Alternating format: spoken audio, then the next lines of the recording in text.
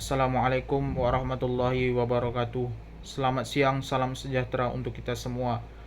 Perkenalkan, nama saya Syahnan Habibi Nasution, biasa dipanggil Syahnan. Jadi, pada kali ini kita akan bercerita sedikit bagaimana peristiwa ataupun bencana alam yang terjadi di Pulau Sumatera yang menimpa saudara dan saudari kita di Aceh, Sumatera Utara, dan Sumatera Barat. Yang pertama ingin saya ucapkan turut berbelasungkawa, turut berduka cita yang sedalam dan sebesar-besarnya atas peristiwa yang terjadi ini. Semoga saudara dan saudari diberikan kesabaran, ketabahan dan keikhlasan hati untuk melewati semua ini. Amin.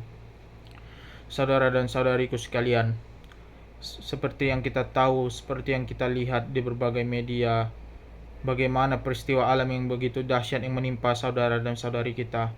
Tentunya hal ini menjadi perhatian kita, menjadi renungan kita sendiri. Kenapa sebenarnya, apa yang sebenarnya terjadi di Pulau Sumatera yang menimpa saudara dan saudari kita? Saudara dan saudariku sekalian, peristiwa ini terjadi juga tidak memungkinkan takdir dari Tuhan Allah Subhanahu wa taala. Tapi kita tidak menafikan bagaimana peristiwa ataupun bencana alam ini terjadi juga diikuti dari keserakahan manusia itu yang menyebabkan manusia itu sendiri mengalami kehancuran. Seperti yang kita lihat bagaimana sebenarnya banjir bandang ini terus menghancurkan pemukiman saudara dan saudari kita.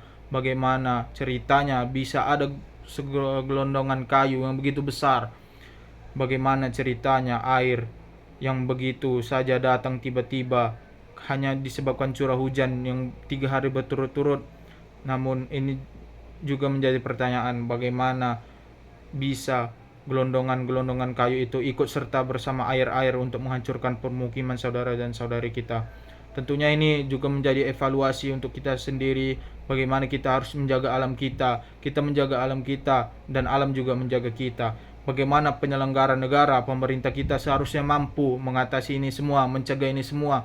Negara seharusnya tidak hanya mampu mengatasi, menangani, negara seharusnya mampu mencegah. Seharusnya negara, jika sudah tahu bagaimana Indonesia sudah memasuki musim hujan, seharusnya negara harus siap bagaimana pencegahan bencana alam itu terjadi. Saya sendiri sampai ingat tanggal bencana alam di tahun lalu 2024, dan di tanggal yang sama 27 November 2024 Medan juga mengalami kebanjiran yang begitu besar.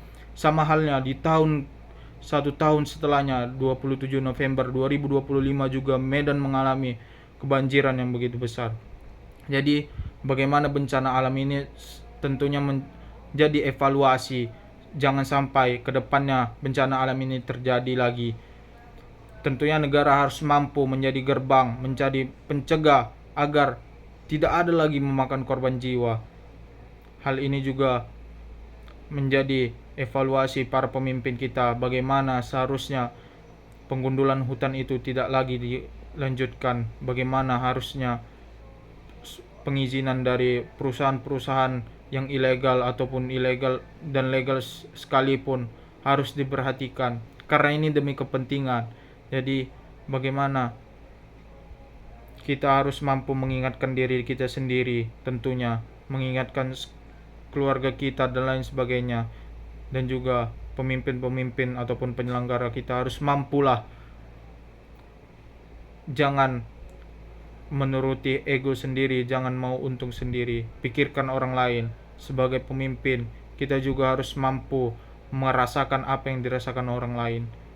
Mau sampai kapan kita terus begini?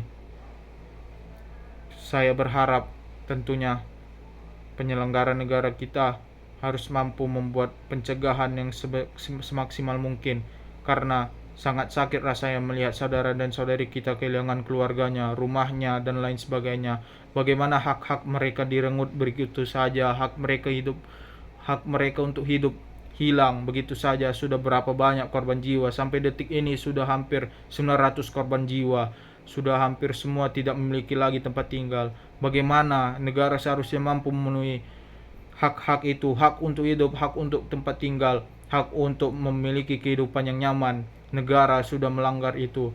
Negara sudah menyakiti hati rakyatnya sendiri. Semoga kedepannya Hal ini juga menjadi evaluasi bagi penyelenggara negara kita. Tidak lagi memberikan izin yang begitu saja untuk menguduli hutan kita. Sudah cukuplah kali ini, terakhir ini. Semoga ini yang terakhir terjadi. Semoga kedepannya kita terus tetap memegang teguh pondasi kita agar terus bersama menjaga alam kita, alam menjaga kita, dan kita juga harus bisa menjaga alam. Ciptaan Tuhan tidak asal-asalan, ciptaan Tuhan pasti untuk menjaga ciptaan yang lain. Terima kasih. Assalamualaikum warahmatullahi wabarakatuh.